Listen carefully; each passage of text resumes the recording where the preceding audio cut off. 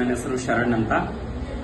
ನಾನು 6ನೇ ತಾರೀಕು ಜುಲೈ ನಂದೇನು ಅಂತಂದ್ರೆ ನಮ್ಮ ವಿಜಯರಾವ್ ಸರ್ ಅವ್ರದ್ದು ಒಂದು ವರ್ಕ್ಶಾಪ್ ಅನ್ನ ಅಟೆಂಡ್ ಮಾಡಿದೆ, ಫೈನಾನ್ಷಿಯಲ್ ಲಿಟರಸಿ ಪ್ರೋಗ್ರಾಮ್ ಅಂತ. ಅದರಲ್ಲಿ ನಿಜವಾಗ್ಲೂ ನನಗೆ ತುಂಬಾ ವಿಷಯಗಳು ಹೊಸದಾಗಿ ಗೊತ್ತಾಯ್ತು. ನಾವೆಲ್ಲ ಒಬ್ಬ ಶಿಕ್ಷಕನಾಗಿ ನಾನು ಬರೀ ಬ್ಯಾಂಕಿಂಗ್ ವಿಷಯದಲ್ಲಿ ಮಾತ್ರ ಏನು ಅಂತಂದ್ರೆ ವಿಷಯಗಳನ್ನು ತಿಳ್ಕೊಂಡಿದ್ದೆ.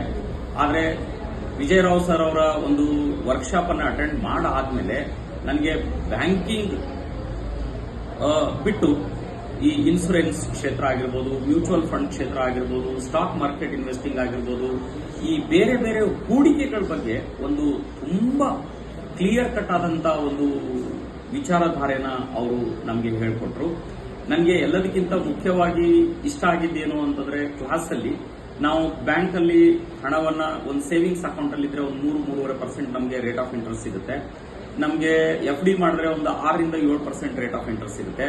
ಅದೇ ನಾವು ಏನು ಅಂತಂದ್ರೆ ನಿಫ್ಟಿ ಬೀಸ್ ಅಲ್ಲಿ ನಾವು ಇನ್ವೆಸ್ಟ್ ಮಾಡಿದ್ರೆ ನಮಗೆ 20-30% ರಿಟರ್ನ್ ಸಿಗುತ್ತೆ ಅನ್ನುವಂತ ವಿಷಯವನ್ನ ಹೇಳಿದ್ರು. And it is safe also. ಅದ್ರ ಜೊತೆಗೆ ಮ್ಯೂಚುವಲ್ ಫಂಡ್ಸ್ ಅಲ್ಲಿ 40%, 50% ಈ ತರ ರಿಟರ್ನ್ಸ್ ಕೊಡುವಂತ ಎಷ್ಟೋ ಫಂಡ್ಸ್ ಗಳಿದೆ. ಅದನ್ನ ಹೇಗೆ ಈ ಇನ್ವೆಸ್ಟ್ಮೆಂಟ್ ಮಾಡ್ತಾರೆ ಅನ್ನೋದ್ರ ಬಗ್ಗೆ ವಿಜಯರಾವ್ ಸರ್ ಅವರು ತುಂಬಾ ಕೂಲಂಕುಷವಾಗಿ ನಮಗೆ ಹೇಳಿದ್ರು. ಮುಖ್ಯವಾಗಿ ಹೇಳೋದಾದ್ರೆ, ನಮಗೆ ಈ ಸ್ಟಾಕ್ ಮಾರ್ಕೆಟ್ ಬಗ್ಗೆ ಅಷ್ಟೊಂದು ಗೊತ್ತಿರಲಿಲ್ಲ.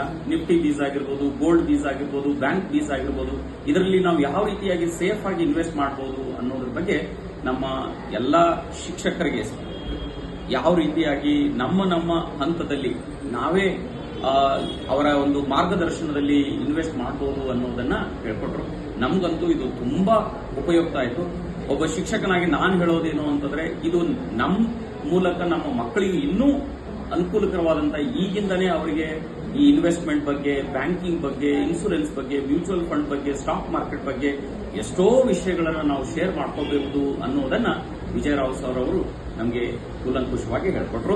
ಅದಕ್ಕೆ ನಾನು ತುಂಬ ಹೃದಯದ ಧನ್ಯವಾದಗಳನ್ನು ಅವರಿಗೆ ಸಲ್ಲಿಸ್ತೇನೆ. ಧನ್ಯವಾದ.